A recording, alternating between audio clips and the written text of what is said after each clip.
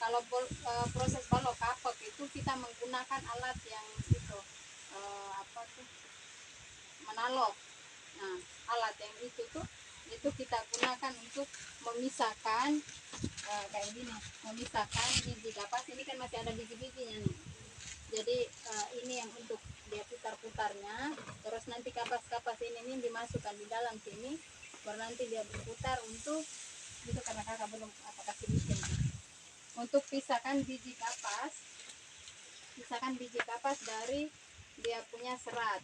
Nah, sudah setelah kita melakukan balok kapas, itu kita mulai menghaluskan. Kalau dalam bahasa daerah itu sebutnya buhu kapok. Nah, buhu kapok itu kita menggunakan menuhu. Nah, ini yang disebut menuhu. Jadi ini nanti ada satu kayu kecil lagi itu untuk buhu kapok. Jadi kapok ini setelah itu kita buhu.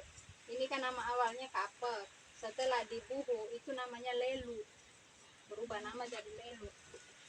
Nah, ketika dia sudah jadi lelu, kapok-kapok yang sudah halus tadi itu, lelu tadi itu sudah jadi lelu, dibuat gumpalan bolot, istilahnya bolot ini bolot lelu.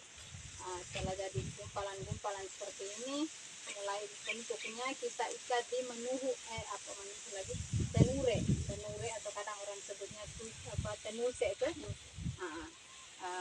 Mulai ikatnya, nanti kan dia jadi halus.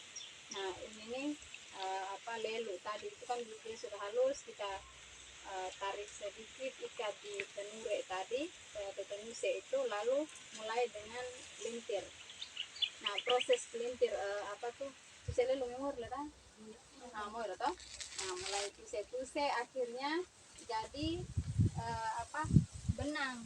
Nah, benang yang dihasilkan pertama karena seperti ini toh. Terus setelah rakyat tuse, habis itu mulai pudung, membentuk bola-bola benang. Nah, pudung kan nanti hasilnya seperti ini. Setelah jadi bola benang seperti ini, kita mulai dengan lawa kapok. Nah, untuk lawa kapoknya kita menggunakan belawa. Nah, alatnya itu yang itu. Saya tolong ambil dulu.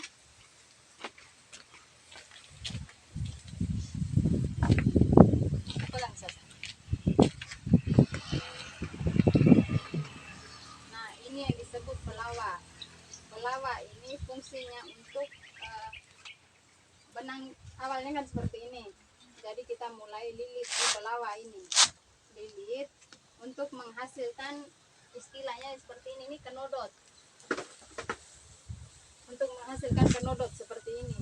Jadi beberapa benang habis itu digabungkan menjadi satu seperti ini, atau istilahnya kenodot tadi. Setelah dihasilkan seperti ini, kita kan harus mewarnai. Jadi benang-benang yang sudah dalam bentuk kenodot begini nih, kita mulai proses pewarnaan. Nah, kalau proses pewarnaan orang tua kita dulu itu mereka pakainya daun tarum. Daun tarum itu menghasilkan warna biru. Kalau kita celupnya berulang-ulang, maka dia hasilnya warna hitam. Terus ada kulit akar mengkudu, terus ada kunyit. Kalau sekarang ada pakai mahoni juga, kulit mahoni, daun jati. Jadi ada banyak bahan pewarna yang ada di sekitar kita. Nah, proses perendamannya biasanya itu 2 hari 2 malam. Jadi 48 jam untuk bisa menghasilkan warna yang baik. Kalau kita celup langsung angkat, dia warnanya tidak sampai ke dalam serat benang. Nah, setelah direndam, ini contoh hasil perendaman 2 hari 2 malam. Ini contohnya, ini dari daun tarum. Ini baru 1 kali celup, jadi warnanya seperti ini. Nah, setelah proses pewarnaan selesai, benang-benang itu mulai dijemur. Nah, dijemur itu kalau bahasa daerah itu pasang di selaga. Nah, benang ini nanti di bagian atasnya ada bambu, bagian bawahnya juga bambu. Karena ini nih benang pelintir, benang asli kapok, sehingga kalau titik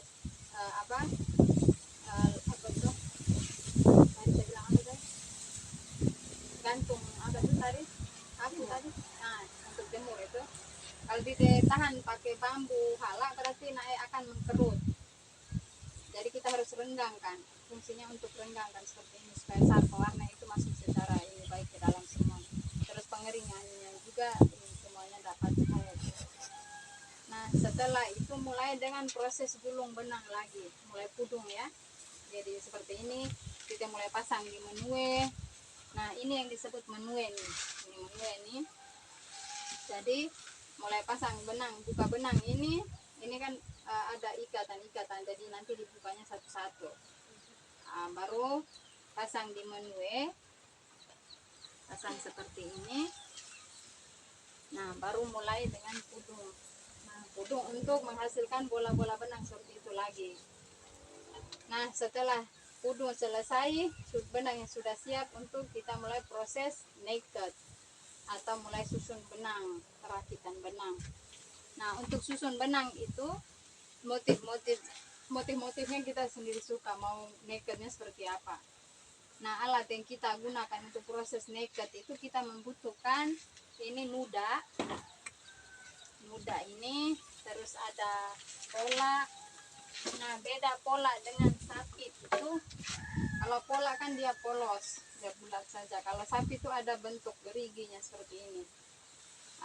Terus untuk nakednya mulai pasang pola di satu sisi, sapinya di satu sisi. Terus bagian tengah ini itu ada bulo dengan burung. Jadi bambu yang agak besar itu disebut bulo, kayu yang kecil ini bisa pakai ini bambu juga, ini disebut burung. Nah untuk menyatukan mereka dua ini itu kita membutuhkan satu benang yang orang sering sebutnya nawe. Nawe ini untuk membentuk benang bagian atas dengan bagian bawah agar dia membentuk ruang. Nah kalau untuk proses nakednya alat-alat yang kita butuhkan hanya seperti itu saja. Terus setelah naked selesai kita mulai taung. Nah kalau taung itu proses merapikan benang yang tadi kita susun, mungkin semuanya kita tumpuk dari satu tempat atau prosesnya tidak rapi. Nah itu kita mulai merapikannya di proses taung. Nah kalau di proses taung itu kita membutuhkan ini lidi-lidi kecil ini.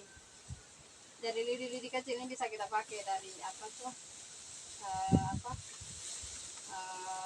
daun pola. Kalau ini kan dari pola punya daun tuh, ambil dari tulang daunnya. Bisa juga pakai yang dari kelapa punya. Terus kita halusnya halus yang dari ini bambu seperti ini juga bisa. Hanya membentuk kayu-kayu kecil seperti ini untuk kita merapikan tenane yang tadi kita sudah ikat itu. Nah alat yang kita butuhkan untuk dalam proses tane itu yang pertama tuh alat ini besar ini nih. Ini disebut apa? Kedayang. Kedayang. Terus kita butuh lagi yang namanya surit. Nah fungsi suritnya untuk memapatkan benang. Nah benang yang tadi itu kan dia posisi bagian atas dengan bawah. Nah untuk menyatukan mereka itu kita menggunakan ini apa? Kita membutuhkan beloe. Nah beloe ini kan kayu, awalnya kan kayu kosong seperti ini. Terus nanti kita lilitkan benang untuk menyatukan benang tadi, itu disebutnya beloe. Nah beloe ini untuk fungsinya untuk menyatukan benang tadi. Terus fungsi suritnya untuk memapatkan benang. Terus kalau ini kan bagian sapinya kan ada ini nih lubang nih. Kalau kita tuh biasa sebutnya sapi ipa. Jadi ada kayu satu tertahan di sini untuk bisa tahan benang tadi supaya kita gulungnya itu tuh dia tertahan. Kalau tanpa kayu penahan kan nanti gulungnya tidak bisa loh. Jadi ini disebutnya sapi ipa. Terus ada satu kayu lagi untuk kita pakai untuk tenie. Tenie itu adalah sebentar tenun. Kalau tenun yang begini berarti A. Kalau untuk membentuk ruang itu kita sebutnya tie. Nah tienya itu kita butuh satu kayu untuk membuat ruang itu. Ruang itu untuk kita bisa kasih masuk beloe atau kasih masuk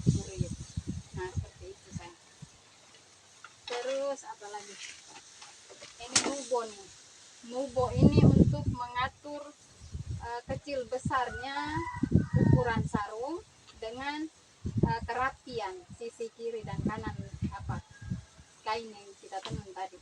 Jadi kalau tanpa ini maka mungkin kita kasih masuk boloenya, kita tarik yang terlalu kuat sehingga nanti ujung kiri dan kanannya tidak akan rapi. Tapi kalau kita pakai dengan ini maka kiri kanannya akan tetap sama sampai dengan selesai.